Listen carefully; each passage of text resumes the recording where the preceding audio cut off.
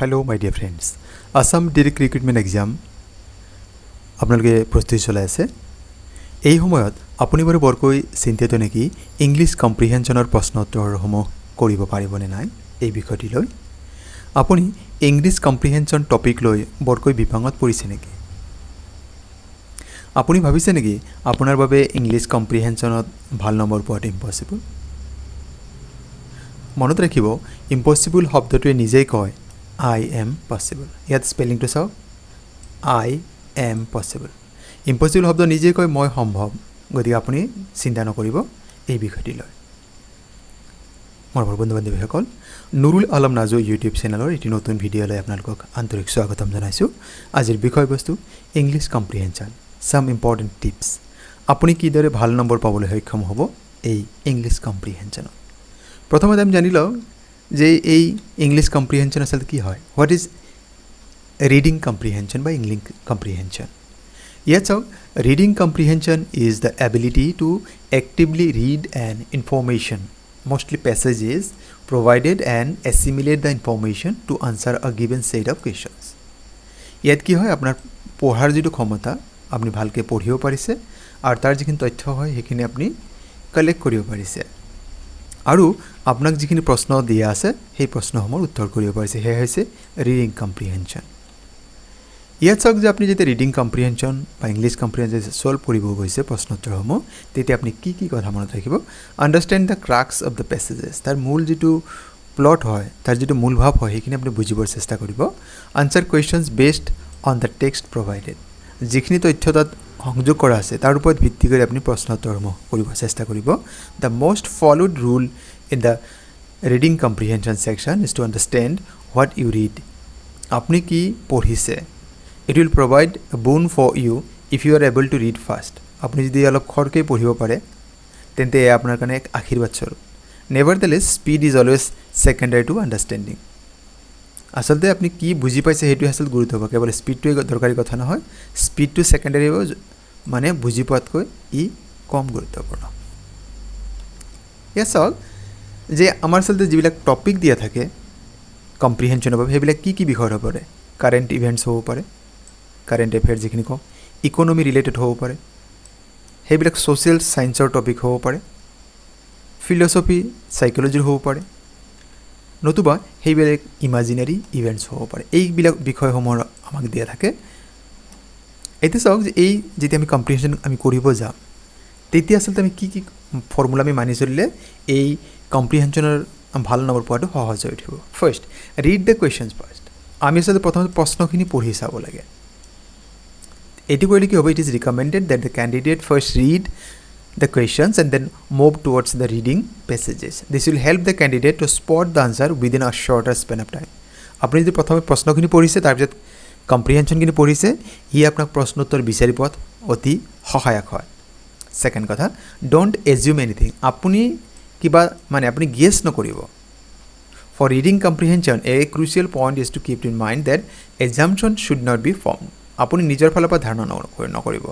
The data given in the passage is the only information that needs to be used to answer the questions. আপুনি এই পেছেজৰ আনসাৰসমূহ কৰোঁতে সেই পেছেজটোত দিয়া তথ্যখিনিৰ ওপৰত ভিত্তি কৰি আপুনি আনসাৰ কৰিব লাগে আপুনি নিজে কি বুজি পাইছে বা আপুনি কি ধাৰণা কৰিছে তাৰ ওপৰত ভিত্তি কৰি উত্তৰটো কেতিয়াও নিলিখিব Solve the vocabulary based questions first. আপোনাক আচলতে কি হ'ব যদিহে তাত আপোনাৰ সিনোনিম বা এন্টোনিম জাতীয় কুৱেশ্যন আছে সেইখিনি আপুনি কৰি ল'ব the candidate may not have to read the entire passage to answer কাৰণ এইবিলাক প্ৰশ্ন উত্তৰ কৰোঁতে আপুনি এণ্টায়াৰ পেছেজটো পঢ়িব নালাগে so' answer them first this should save the precious time আৰু ই আপোনাক সময় ৰাহি কৰি দিব next use to eliminate method আপোনাক কেতিয়াবা কি হ'ব পাৰে যে চাৰিটা বিকল্পই আপুনি শুদ্ধ উত্তৰটো বিচাৰি পোৱা নাই আপুনি ভাবি লওক এ বি চি ডি চাৰিটা বিকল্পৰ আপোনাৰ এ নহয় চি নহয় ডি নহয় আপুনি যেতিয়া ৰং আনসাৰখিনি ওলাই দিব পাৰিছে তেতিয়া আপুনি গম পালে যে বি আনসাৰটো হ'ব আপুনি এলিমিনেশ্যন মেথডটো আপোনাৰ এমচিকিউখিনি কৰিব পাৰে বা ৰিডিং কম্প্ৰিহেনশন আপোনাৰ উত্তৰটো কৰিব পাৰে নেক্সট ইম্প্ৰভাইজ ইউৰ ৰিডিং স্কিল আপুনি যদি পঢ়াৰ মানে ৰিডিং স্কিলটো আপুনি বঢ়াই লয় আপুনি যেতিয়া প্ৰেক্টিছ কৰি আছে যিহেতু পৰীক্ষালৈ কিছু সময় আছে আপুনি এইখিনি যদি প্ৰেক্টিছ কৰে আপোনাৰ এইটো এই পেছেজৰ প্ৰশ্নোত্তৰসমূহ আপুনি অতি সহজে কৰিব পাৰিব আপুনি যদি প্ৰতিদিনে কমচে কম এটাকৈ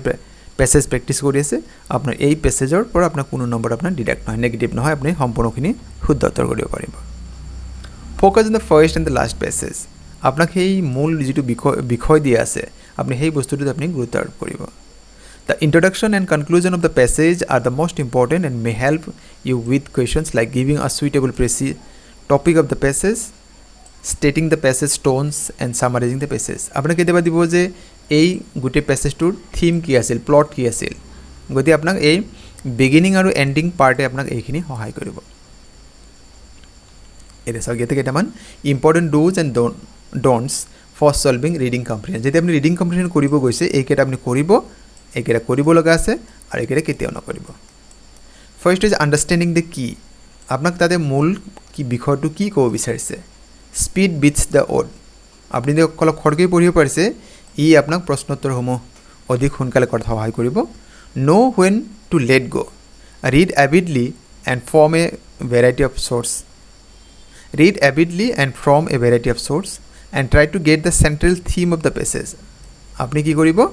সেই পেছেজ হ'ব লাগিছিল সেই পেছেজটোৰ যিটো চেণ্ট্ৰেল থিম আছে মূল বিষয় সেইটো কি হয় তাকে আপুনি বিচাৰিবৰ কাৰণে চেষ্টা কৰক কোনবিলাক কাম নকৰিব ডোণ্ট জাষ্ট ৰিড কেৱল আপুনি নপঢ়িব আণ্ডাৰষ্টেণ্ড তাক বুজিবও চেষ্টা কৰিব ডোণ্ট এজিউম এনিথিং আপোনাৰ ফালৰ পৰা নিজে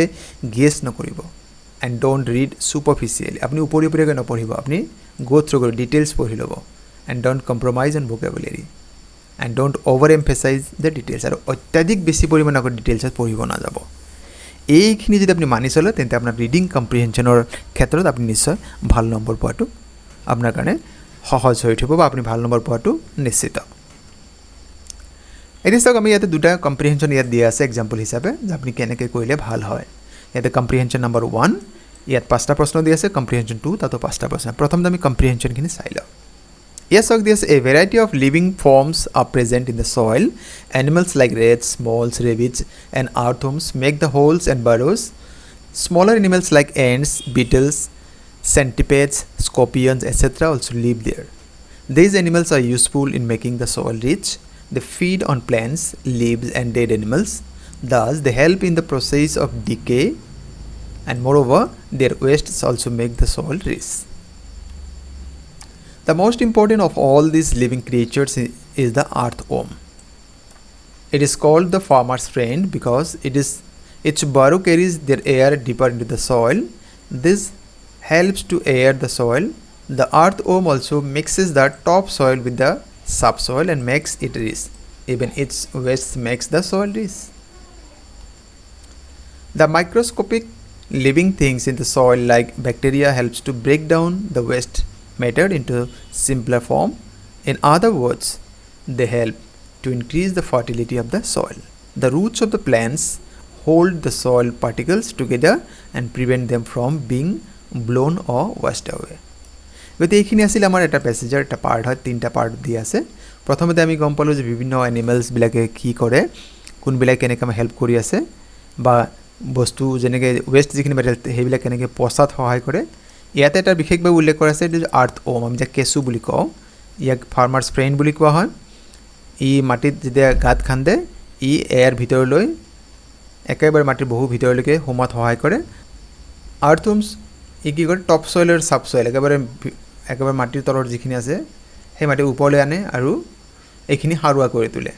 আৰু একেবাৰে যিখিনি একেবাৰে অতি ক্ষুদ্ৰ যিবিলাক লিভিং ক্ৰিয়েচাৰ্ছ আছে জীৱ আছে সেইবিলাকেও কি কৰে ৱেষ্ট মেটাৰখিনি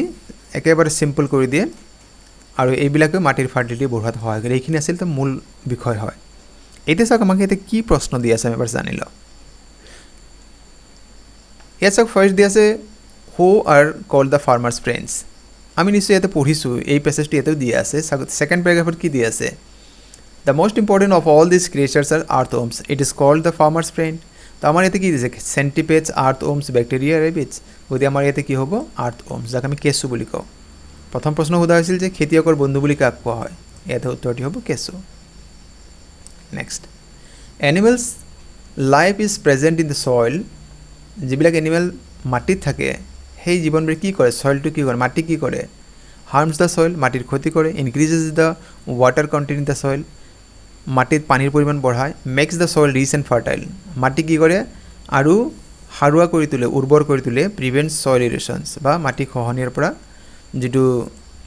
মাটিৰ খহনীয়া হয় সেইটোৰ পৰা ৰোধ কৰে গতিকে আমাৰ ইয়াতে দেখা পাইছোঁ ইয়াতে অপশ্যন যিটো চি আছে সেইটোৱে শুদ্ধ অৰ্থাৎ makes the soil rich and fertile এয়া চাওক আমাৰ দিয়া আছে these animals are useful in making the soil rich গতিকে আমাৰ ইয়াতে ইনফৰ্মেশ্যন ইয়াতে আমাক দিয়ে আছে কুৱেশ্যন নম্বৰ 3 তে আমি যাওঁ আৰ্থ ওমছ ডু নট কেঁচুৱে কি নকৰে mix top soil sub soil এইটো হয় helps air to get dipper in the soil এইটো আমাৰ কিতাপত আছে ইয়াত দিয়ে আছে 2 নম্বৰ পইণ্টত and makes the soil rich with their waste এইটো দিয়ে আছে আমাক soil rich air to soil and carries air deeper এই 3টা পইণ্ট ইয়াত আমাক দিয়ে আছে তাৰমানে আমাৰ 1 নম্বৰটো ক'তো দিয়া নাই তাৰমানে এইটো নকৰে কেঁচুৱে এইটো কাম নকৰে মানে binds the soil particles together option 4 the plants are useful for soil because আমাক মাটিৰ কাৰণে গছ গছনি কিয় দৰকাৰ হয় help to air the soil hold the soils aerations mix top soil sub soil feed on the water and soil ইয়াত আছিল চাওক ইয়াত আমাৰ টপ সইল এইটো নকৰে আমাক feed on the water and soil এইটো নহয় help the air to soil এইটো নহয় আমাৰ অপশ্যন যিটো বি দিয়া আছে আমাক হোল্ড দ্য সইল এণ্ড ইৰেশ্যন গছ গছনি কি মাটিত খামুচি থাকে গতিকে কি কৰে ধৰি ৰাখে আৰু যিটো মাটিৰ যিটো খহনীয়া হয় বা সেইবিলাক প্ৰতিৰোধ কৰে গতিকে আমাক ইয়াত দিয়ে আছিল এইটো চাওক লাষ্ট যেটো আছিল the roots of the plants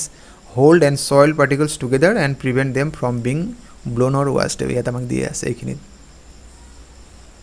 question 5 a title for this passage can be যদি আমি ইয়াক এটা টাইটেল দিব লাগে তেতিয়া কি দিব লাগিব ইয়াত চাওক rich soil animals waste in soils French farmers আচলতে লাইফ ইন দ্য সইল লাইফত ইয়াত সইলত বিভিন্ন প্ৰকাৰৰ জীৱ আছে কেনেকুৱা আছে যিবিলাক বেলেগ বেলেগ এনিমেলছ আছে কিছুমান মাইক্ৰস্কোপিক এনিমেলছ লিভিং ক্ৰিয়েচাৰ্ছ আছে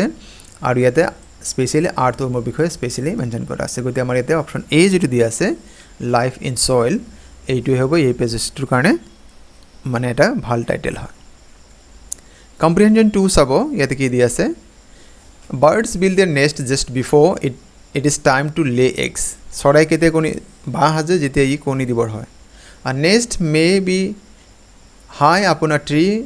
অৰ on a pole or on the ground hidden in the grass বেলেগ বেলেগ ঠাইত চৰাই বাঁহ সাজে it may be even in some corner or a hole the tailor bird যি কি আছে টেইলাৰ বাৰ্ড যিটো কোৱা হয় ইট জইনছ 2 অৰ মোৰ 3 লিভছ উইথ ইটছ বিক ইয়াৰ ঠোঁটেৰে কি কৰে 2টা বা 3টা পাত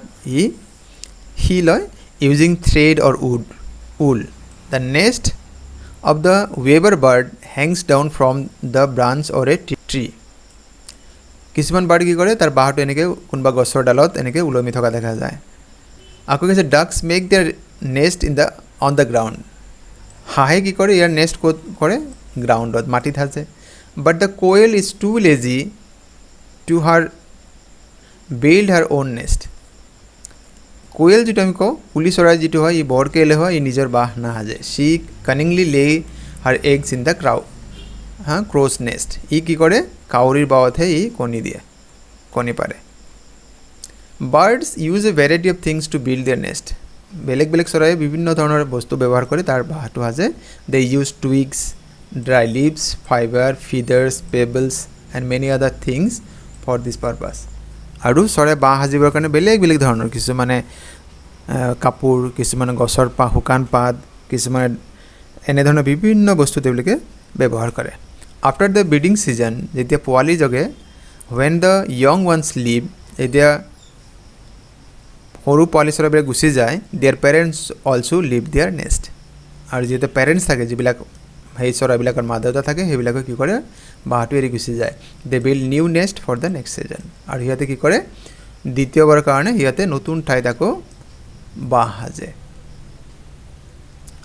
ইয়াত চাওক ইয়াতে কি কি প্ৰশ্ন আছে বাৰ্ডছ বিল্ড দেয়াৰ নেষ্ট কেতিয়া চৰাই কেতিয়া বাঁহ সাজে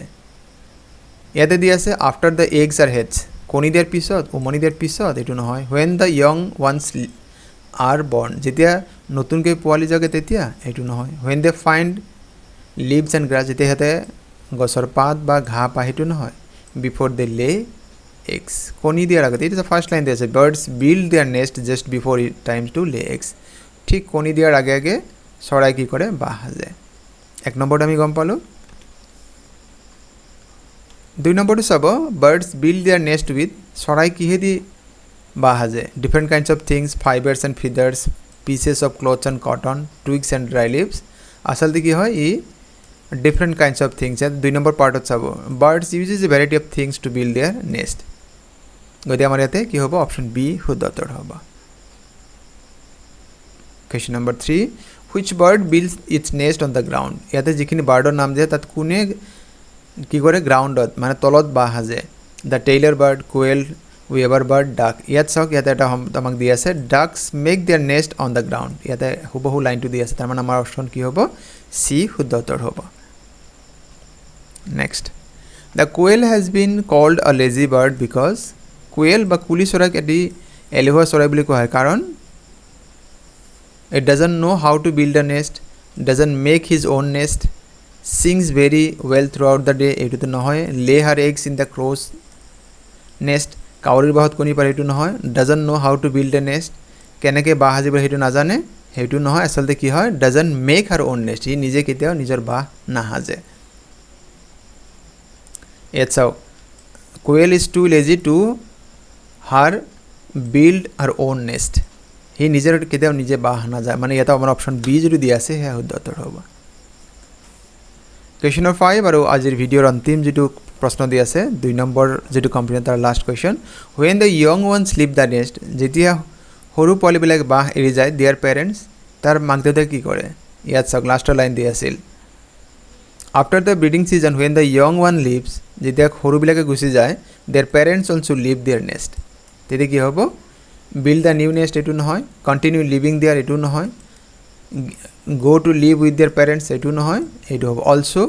follow them, ইহঁতেও কি কৰে বাহ এৰি গুচি যায়। অপশ্যন ডি আমাৰ কাৰণে শুদ্ধ উত্তৰ। মোৰ বন্ধু বান্ধৱীসকল আজিৰ ভিডিঅ'ৰ বিষয়বস্তু মানে মোৰ বন্ধু বান্ধৱীসকল আজিৰ ভিডিঅ'ৰ বিষয়বস্তু আপোনালোকে কেনে পালে? আপোনালোকৰ পৰা আমি সদায় গঠনমূলক দিহা পৰামৰ্শ কামনা কৰোঁ যাতে আমি পৰৱৰ্তী ভিডিঅ'সমূহ আৰু ভাল কৰিব পাৰোঁ। আজিৰ ভিডিঅ'টি কেনে পালে ইয়াত কমেণ্ট কৰিব। আপোনালোকৰ যদি কিবা দিহা পৰামৰ্শ আছে সেইখিনি আমাক জনাওক, আমি পৰৱৰ্তী ভিডিঅ'ত সেইখিনি সংযোগ কৰিবৰ কাৰণে চেষ্টা কৰিম। কম্প্ৰিহেনশ্যনৰ ভিডিঅ' আৰু আপলোড কৰা হ'ব, ইংৰাজী খণ্ডৰ বহুত ভিডিঅ' আপলোড কৰা হ'ব। বহুকেইজন বন্ধু বান্ধৱে ইংৰাজীৰ ভিডিঅ'ৰ বিষয়ে আপোনালোকে পৰামৰ্শ আগবঢ়াইছে, আপোনালোকক অশেষ ধন্যবাদ। অতি সোনকালে আমি পৰ্যায়ক্ৰমে ইংৰাজী খণ্ডৰ যিখিনি ভিডিঅ' আছে বা অন্যান্য যিখিনি আপোনালোকৰ প্ৰয়োজনীয় ভিডিঅ' আছে অতি সোনকালে আপলোড কৰিম। আপোনালোকৰ ফালৰ পৰা আমি যিখিনি সহায় সহযোগিতা লাভ কৰিছোঁ তাৰ বাবে অশেষ ধন্যবাদ। আপোনালোক আটাইৰে পৰীক্ষা ভাল হওক, আপোনালোক সফল বা উত্তীৰ্ণ হওক তাৰ কামনা কৰিছোঁ। আমাৰ চেনেলৰ তৰফৰ পৰা আপোনালোকক অশেষ শুভকামনা জনাইছোঁ আৰু আজিৰ ভিডিঅ' সম্পূৰ্ণ কৰি চোৱাৰ বাবে আপোনালোকক জনাইছোঁ অশেষ ধন্যবাদ।